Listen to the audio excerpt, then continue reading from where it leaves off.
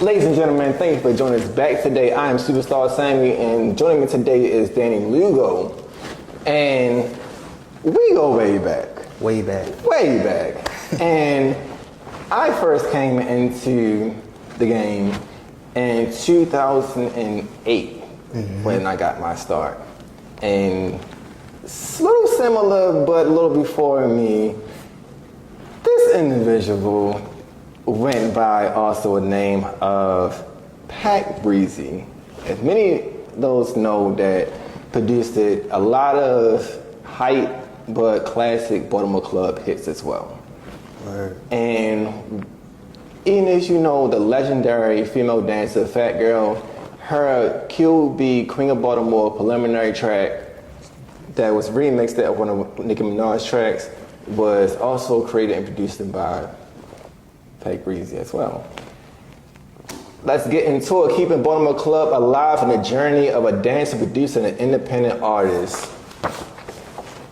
Tell us about your beginning of your journey.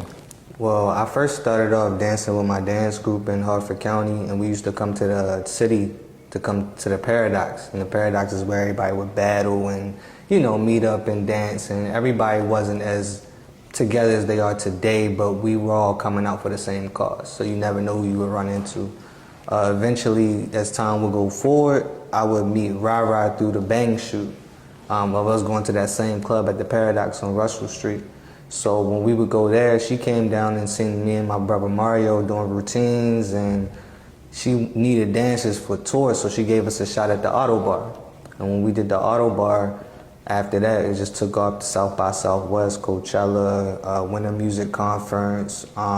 We went to Japan also, and Portugal. There's a lot of places we went, but through the dance scene and being a street dancer, networking with my peers, we pretty much, got those opportunities and working with each other. And I ended up transitioning into being a music artist also through producing the club music. So yeah. Ladies and gentlemen, in my early days coming in, I first started off doing media work, but then I also had an amazing many years doing management work for numerous of dance artists and dance crews. One of those dance crews I worked with in my much later years, besides people who know me for the beginning, and then after that, was like groups like TSU, but another group was Kings of Club.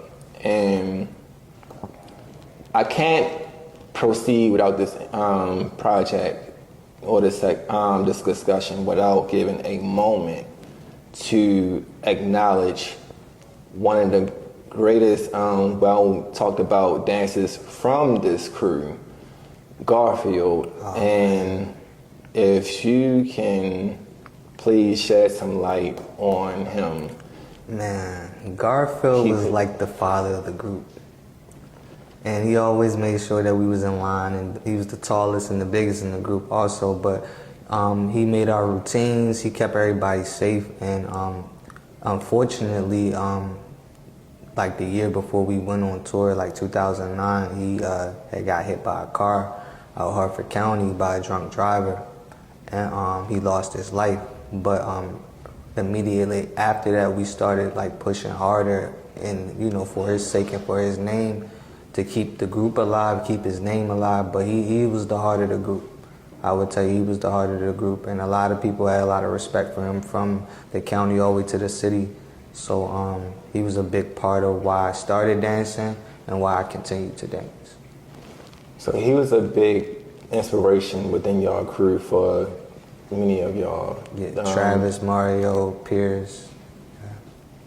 So I think when many people did not know that my relative, my family member is Larry What Up Carter. Shout out Larry. And what up Larry? But Larry, what up? This is he was one of my inspirations. He was also K Swift road manager as well. He did a lot of work with like Paula Campbell, a lot of other people.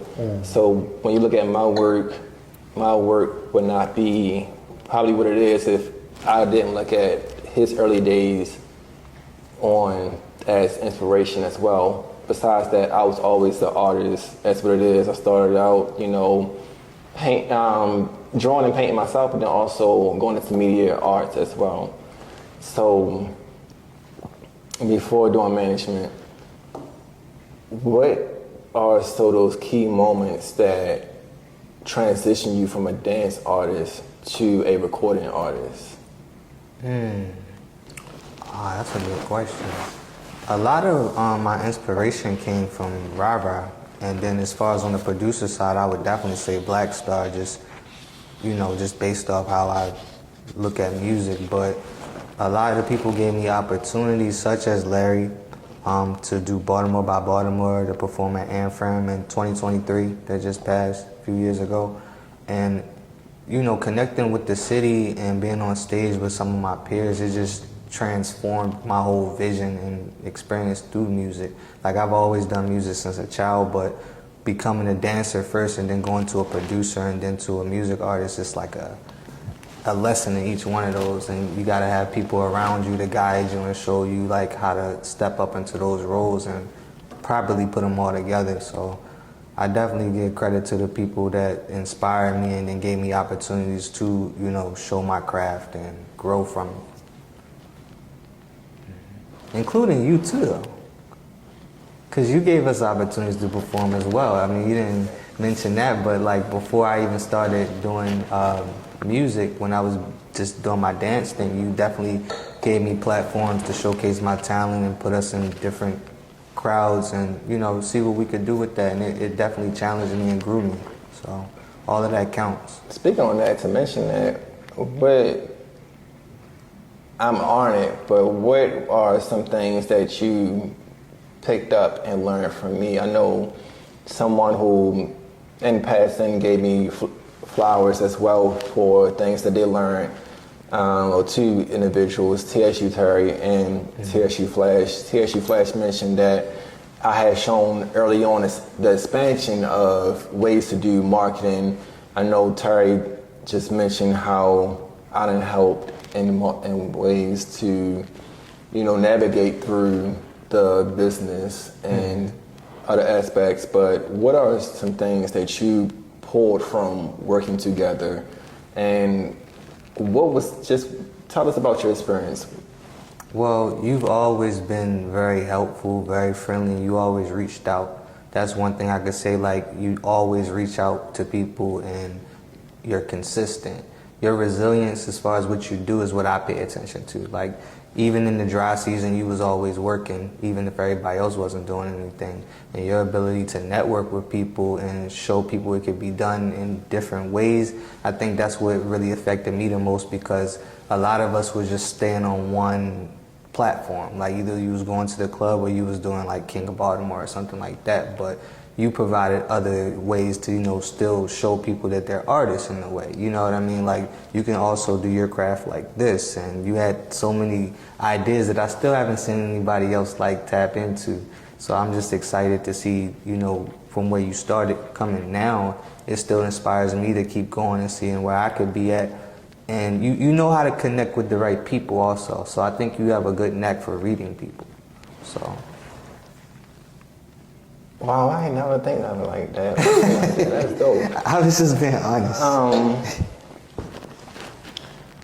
To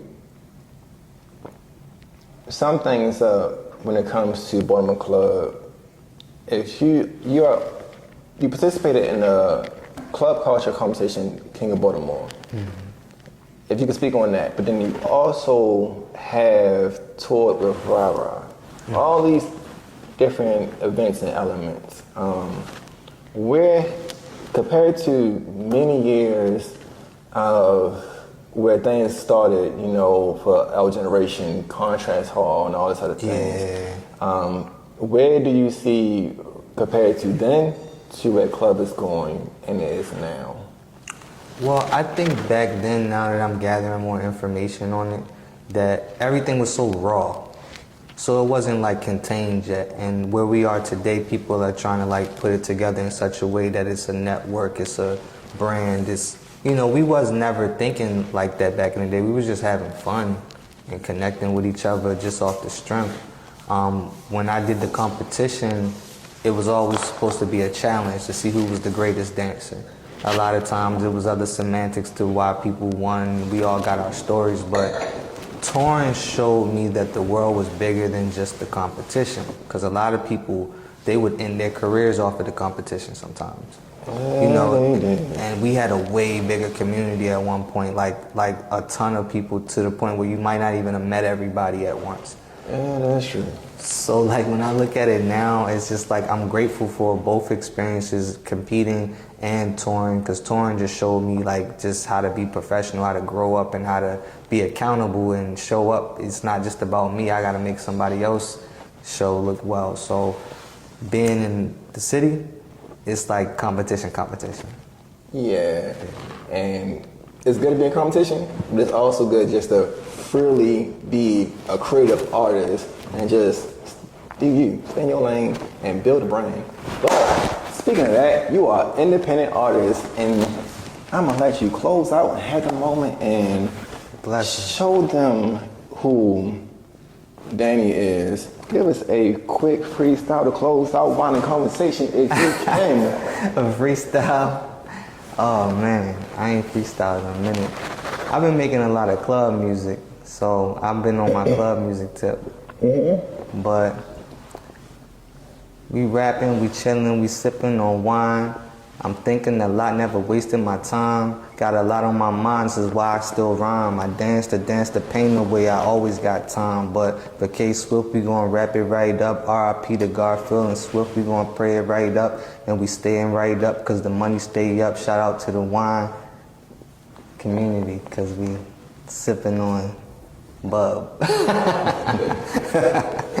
That's just something out the door. Ladies and gentlemen, thank you for joining us today for a third edition of Wine and Conversation. We had the amazing in the neighborhood of Colada's Way. And can I also say something real quick? Sure. Check out Kings of Club, volume 123. I'm sorry, the wine got me. Check out Kings of Club, volume 1, 2, and 3, Danny Lugo on all platforms. That's all I wanted to say. It wouldn't be Wine and Conversation if it didn't. Hey, San Antonio, 60%, but it is the winery of the year. So we're at the local liquor store and get you a bottle of San Antonio. Comes in amazing, sweet red and smooth and grape.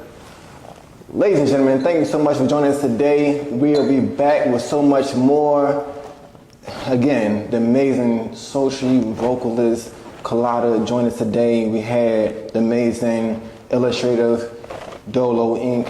We had the amazing performer and icon in our Baltimore club history, and the independent artist Danny Lugo. There you go. Thank you. Thank you. Join us again.